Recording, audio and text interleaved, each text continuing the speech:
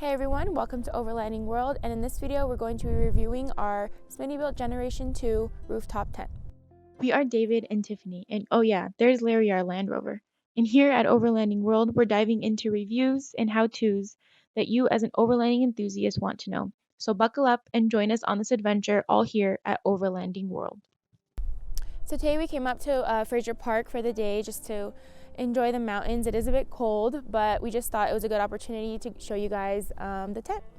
So we've had this tent for about 6 months now. Before this one, we had a CVT hardtop tent, and that one was cool. We also got that one from OfferUp, but it was just too small for us, so we wanted to do a little upgrade, and we actually ended up getting this one for about $750 on OfferUp, which is a great deal, seeing that I think they go for about $1,200.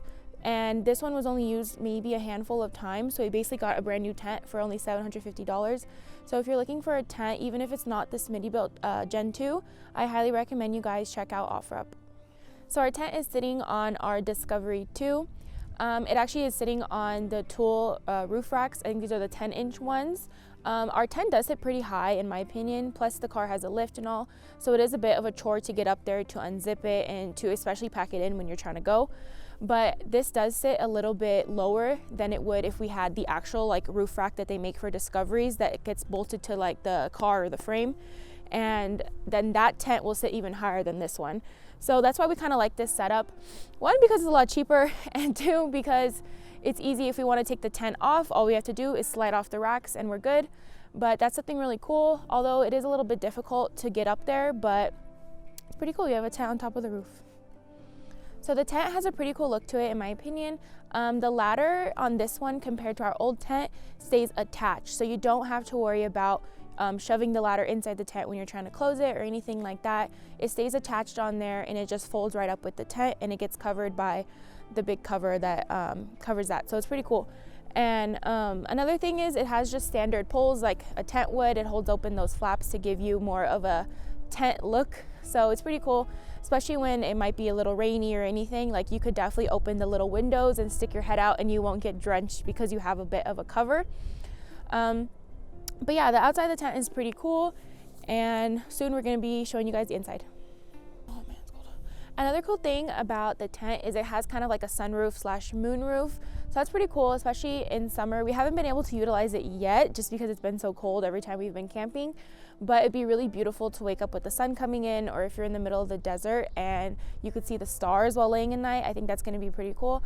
But I think that's one of the more unique things about this tent is that it also has, let's say, windows or like a sunroof at the top, so it gives you a totally like different experience, and I think that's pretty cool. A lot of tents have that. So moving on to the tent itself, which is kind of what really matters here, is where you're going to be sleeping. It is 95 inches wide, 56 long, and 51 inches in height, and those are just dimensions of like the standard tent, the Generation 2. It is recommended for 2 to 3 people. I would say that's pretty accurate. I could say like you'd fit like 2 like adults and maybe like 1 small child. I really wouldn't push it more than that, but me and David fit in there perfect. We're fine, and we have a little bit of space on either side of us. And so it comes with like about a 3-inch padded mattress, and I would say that's pretty comfortable, and that's the bed size of that is a full, so it's honestly plenty of space for 2 like adults like our size, and I wouldn't really say we're small people. So, and we fit in there like pretty comfortably, and like David's about 6'1", and he can fit in there with room in front, like above his head and below his feet, so we don't really have any issues with the fit, like our old tent, which we really did not even have space to like move. So yeah, so it comes with a 3-inch mattress. It's pretty comfortable, and that has really never given us any problems. Our usual go-to is to put some sleeping bags down, especially because it's been really cold where we've been camping, and so that adds like a little bit of extra padding. And we've never woken up like, oh, my back hurts, or like, oh my god, that was the worst sleep of my life. Like, so we haven't really had any like problems or complaints about the mattress, so that's been pretty good. But overall, like, sleeping in there is pretty nice. And let's say like whoever you're sleeping with like is tossing and turning all night, you will feel it move a little bit because, let's be honest, you're on top of a car. But at the same time, it's pretty stable depending on how you have it like bolted or like what rack you have it on. I feel like it's pretty stable and you won't really have any issues. The one thing that's kind of annoying when you're like sleeping in there, and this is just depending on like weather conditions, and that's just like the wind. So especially if you have like the flaps down and you don't choose to put the poles up, that is when you're gonna get those flaps like hitting the side of the tent, and that has woken us up many nights. But again, that's just depending on where you're camping and the conditions that you're in. But overall, I would say 90% of the time I sleep really, really good in the tent, and overall it's a really great experience. So moving on to the exterior of the tent, meaning like the material and what it's made out of. This is actually really important because you want to know, are you going to get wet in the middle of the night? You want to know what you're in for. So the SmittyBilt Gen 2 is actually made out of ripstop polyester, and this is a waterproof material, and it comes with a polyurethane roof. And so we haven't had really any issues with the tent getting wet or showing any water damage. Even when we're driving, or like we live in California, so it doesn't rain a whole lot, but we have had instances where the tent is on the car and it is raining. And so let's say, oh, we need to take the tent off, hopefully it's not wet inside.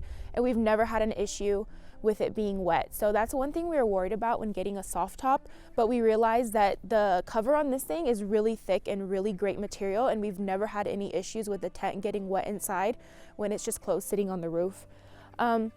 One thing I do want to mention, and this is just like kind of like a story time that we've had using the tent. This was in the Grand Canyon at the beginning of this year in January 2021, and it was about 10 to 12 degrees, and that's the coldest the tent has been in with us, temperature-wise. That's 10 to 12 degrees Fahrenheit. And because that was like, it was snowing, it was raining on and off, and we were kind of like worried about, like, is it going to be cold? What's the temperature going to be like? But honestly, with enough blankets and layers, like, we weren't really cold. So the tent really kept us warm that night, which I was very surprised of. Another thing to mention is that since it was so cold outside, and of course the tent was warmer inside because, you know, our body heat and all that, it actually built up quite a bit of moisture on the outside. And this actually caused the inside walls to be like very, very wet, to the point where we woke up and there was like water dripping on our head. So that was kind of like, that kind of sucked, not gonna lie, because I was like, what's happening? Is it raining? Like, it was like a weird experience, especially after not getting much sleep in 10 to 12 degree weather.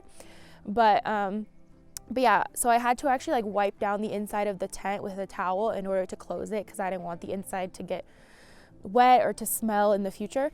So overall, the tent has been a pretty great experience for us. The material is great, the sleeping experience is great, and one thing I want to mention is that it's a great price. Honestly, like, that is what it comes down to if you're willing to spend the money on something that you know you're going to keep for a long time.